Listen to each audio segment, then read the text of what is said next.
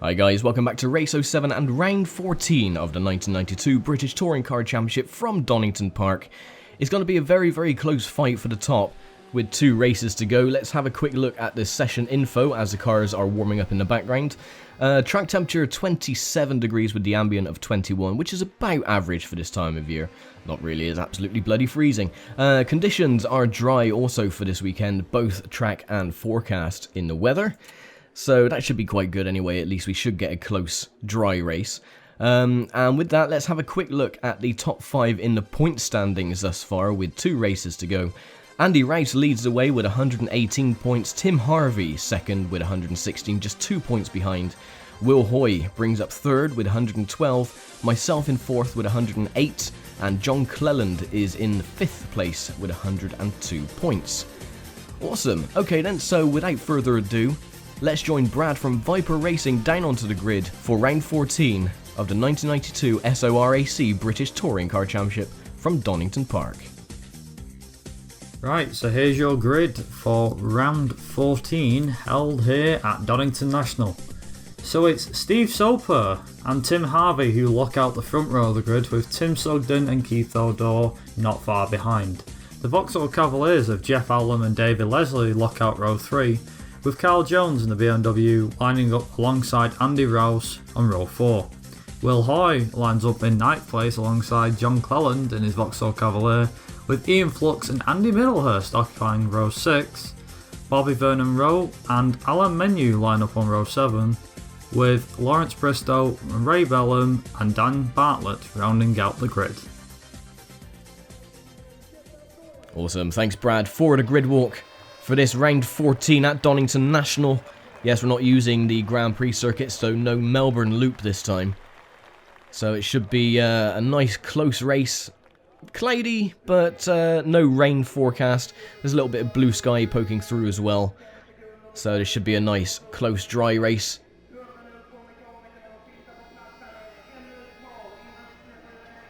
As we all sit patiently on the grid, waiting for the start. Let's stick it in the first gear. The lights are showing.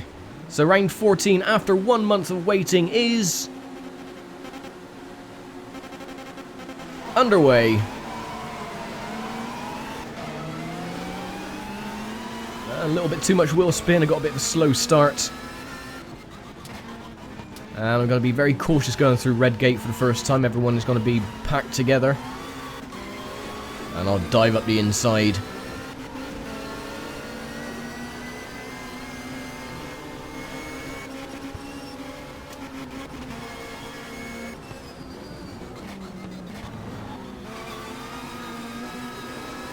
And surprisingly, John Cleland actually lost a couple of positions there as well. He's further back than he started. Andy Middlehurst in the Nissan ahead. And then both of the Toyota Coronas ahead of him. As we all barrel our way through Redgate. Or sorry, through McLean's. And then head up this little uphill stretch to Coppice before we start on the back straight.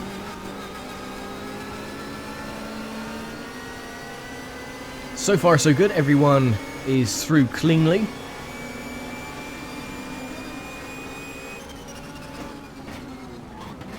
Oh, and Middlehurst got the late break on me that time, got the undercut. But I will try and take that position back. Oh, and they're bottlenecking ahead. Not too bad though.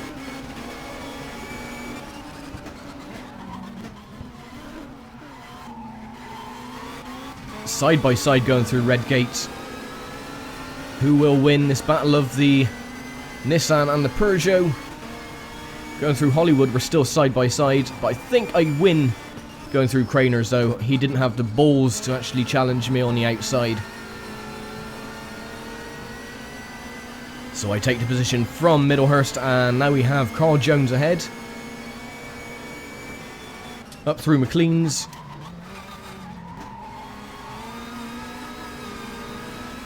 And I'll see if I can get the inside going through Coppice, but I don't think so. No, he's... Whoa! Bit too much late braking there, Jones, isn't it? Easy there, old chap.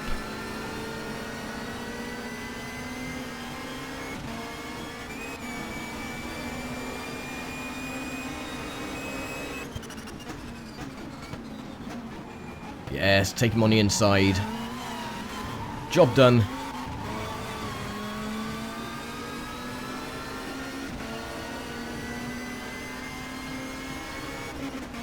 So we're currently in the points, only 1 point on the table so far in 8th place.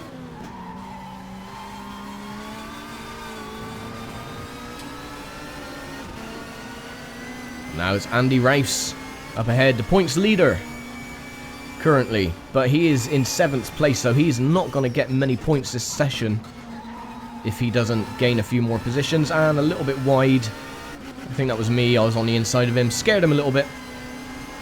Ooh. And a little door handle to door handle racing as well, always the best for touring car racing.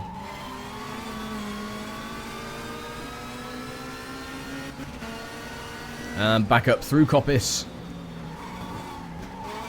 Nice and tidy.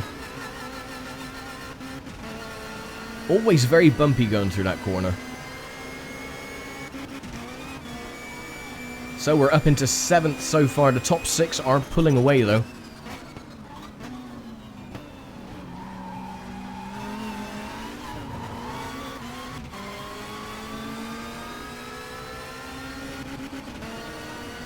So, Steve Soper, Tim Sugden and Tim Harvey, the top 3. And someone's locked their brakes, a big puff of smoke.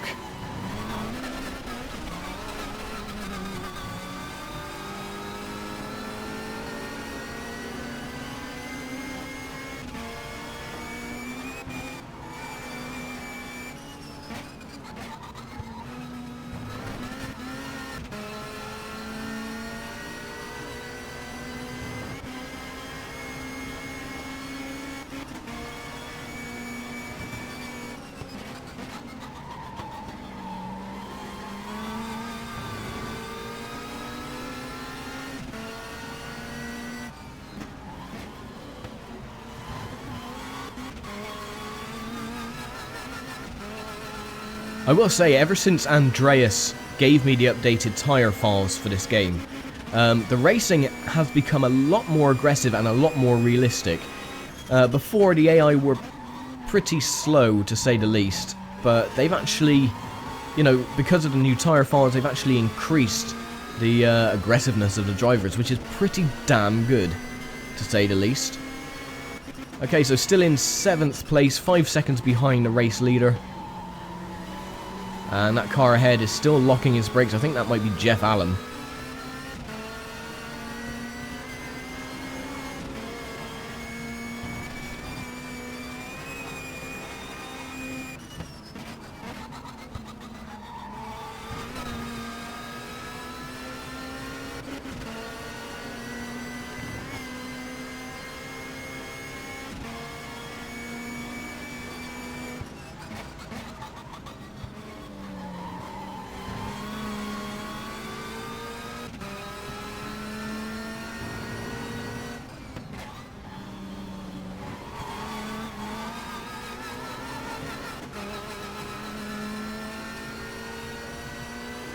Nice, so the Vauxhall did get past one of the Nissans, so that's cool.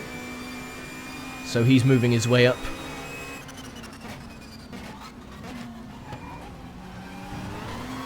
And that'll be Keith O'Dore, who is in 6th currently.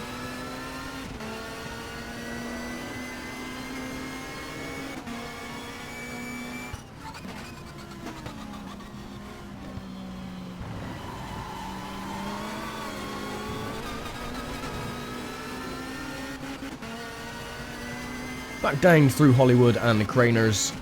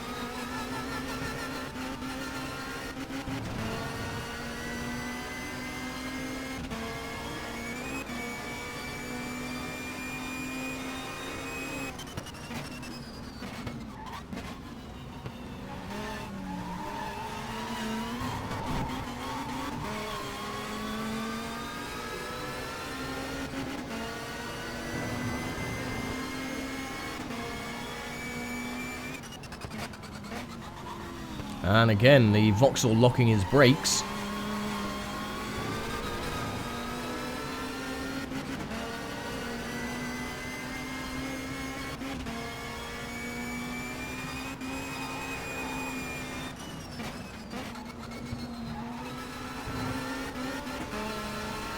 Okay, we got a bit of a better run coming out of the old hairpin, so hopefully we'll be able to get past Keith O'Dore in the Nissan as we head up towards McLean's again for the 7th time.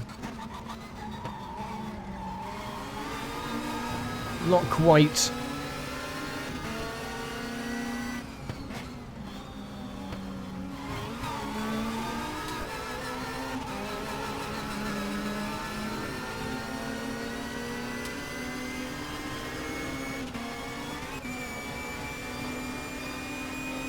Okay, let's see if I can get the undercut on him then.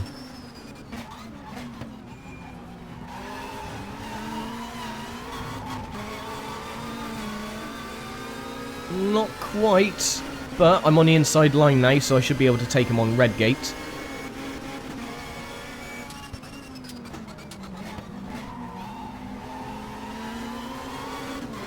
And job's a good one. Up into 6th.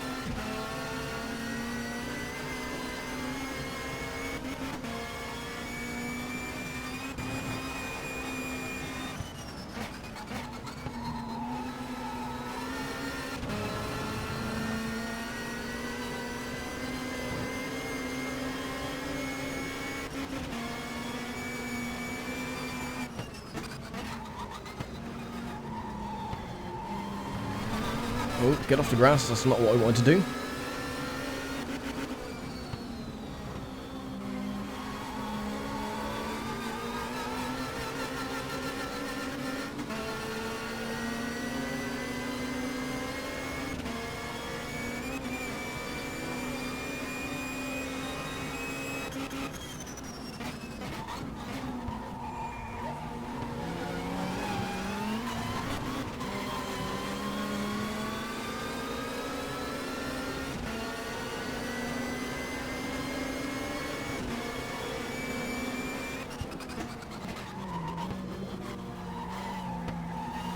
And once again, David Leslie locking his brakes.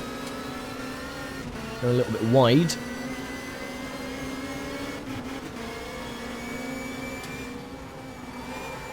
Must have issues with his brake bias, or his tyres going off a bit too early.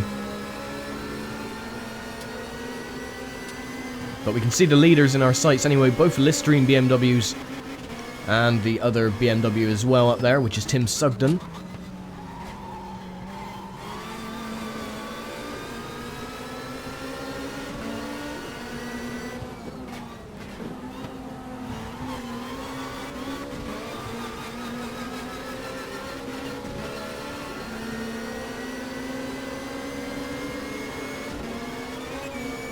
And we're side by side.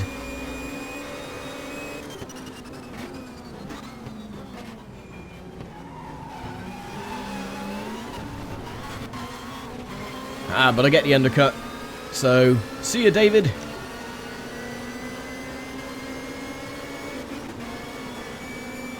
Couldn't see him in my mirrors then, he was in my blind spot. Now it's Jeff Allen next on the target list.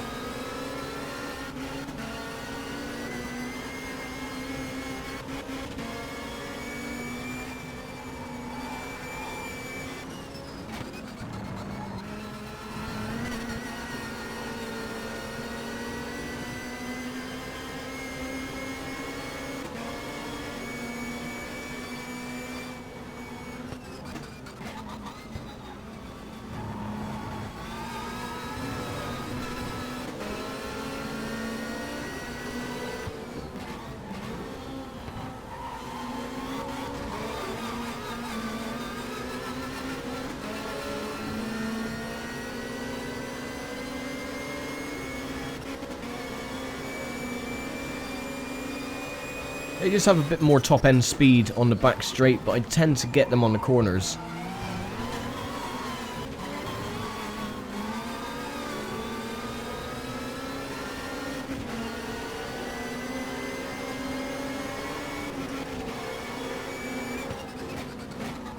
And there was no way I'm going to be able to... Whoa, what are you doing, Alan? There's no way I was going to be able to pass him on the outside of going through red gate.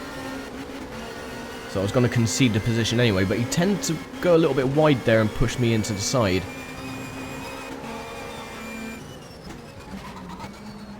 Still unchanged on the top 3.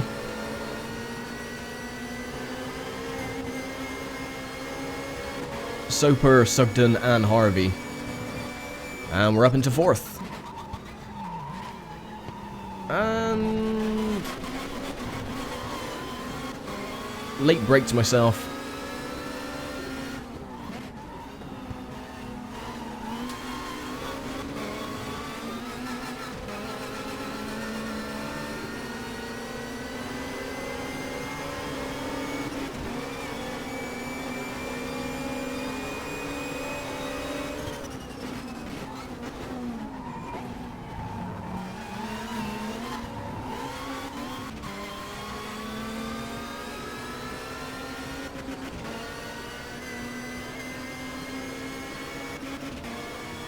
"11 laps complete.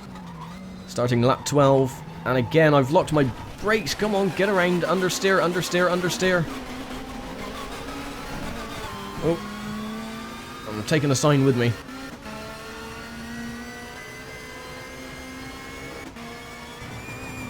Yeah, I think my tyres are starting to go off now anyway, because that was a massive amount of understeer. Couldn't even make it around the corner at low speed. Or it could have been the fact that I was just a little too wide. Got a wheel on the dirt and that was it. Lost all traction. That's okay, we've only lost 2 positions, so we're only down into 6th place. It's not the end of the world.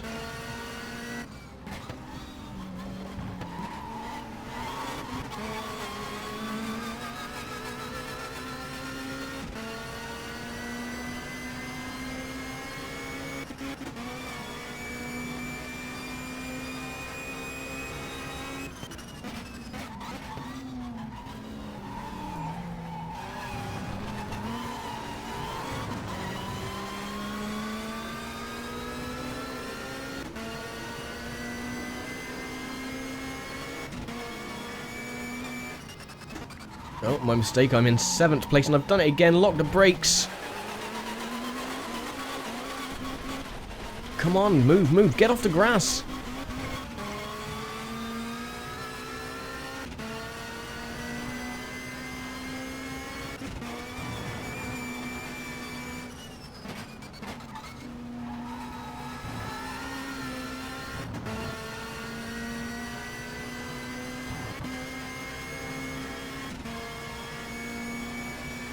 We haven't got that long in this race now, I think only about 5 minutes or so. So if I'm going to make any positions up, I'm going to have to do it now.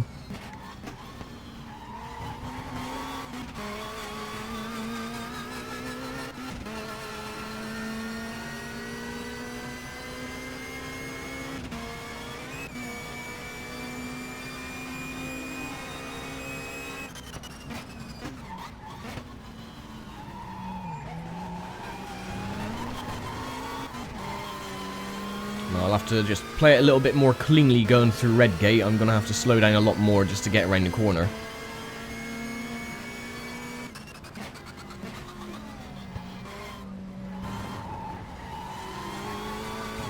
That's better.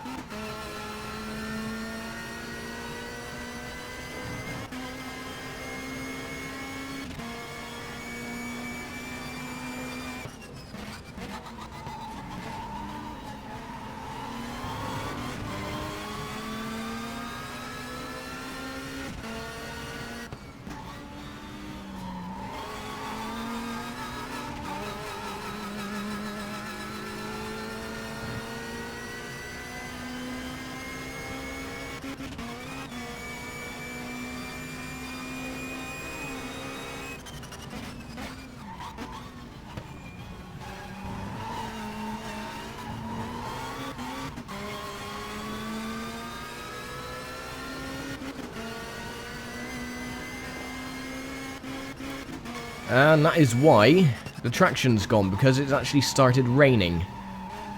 You can see on the window there's a bit of mist at the bottom. So yeah, it's actually drizzling, so that is why all the traction's gone.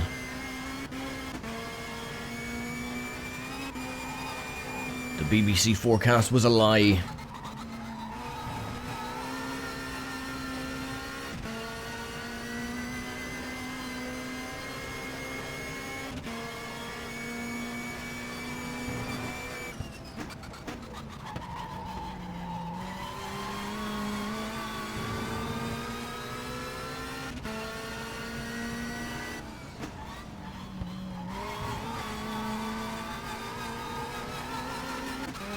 Getting very close to the end now anyway. No one's behind us, which is good. I think it's just a little bit of drizzle. It shouldn't cause too many issues.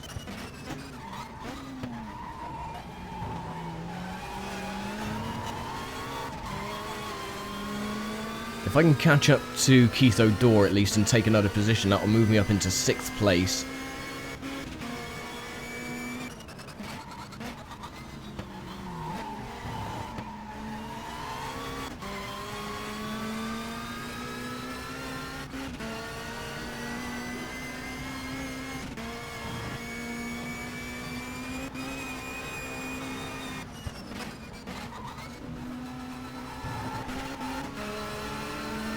Oh, so close.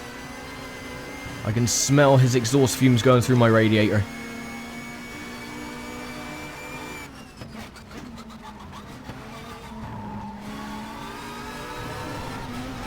Can I take him going through Coppice?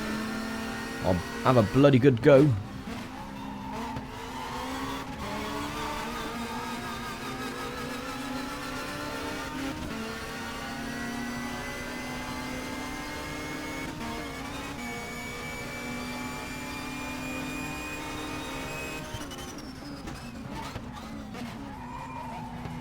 And we've taken a position on the final lap. The checkered flag is out. Steve Soper takes the win. Tim Sugden in 2nd. And Tim Harvey the top 3. And I bring it home in 6th place.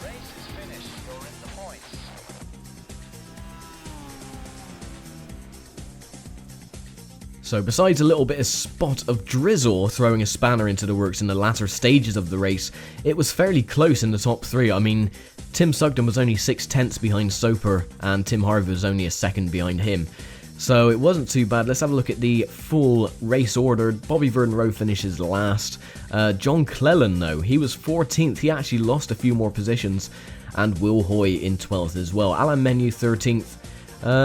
So yeah, that is going to mix up the point standings as we head into the final race of the season. And yes, the points finishing positions. Don't have to worry about that though.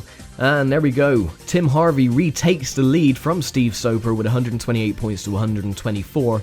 Andy Rouse is in 3rd, myself in 4th, and Will Hoy now into 5th place. Where is John Cleland? He is down in joint 6th position with Tim Sugden with 102 points.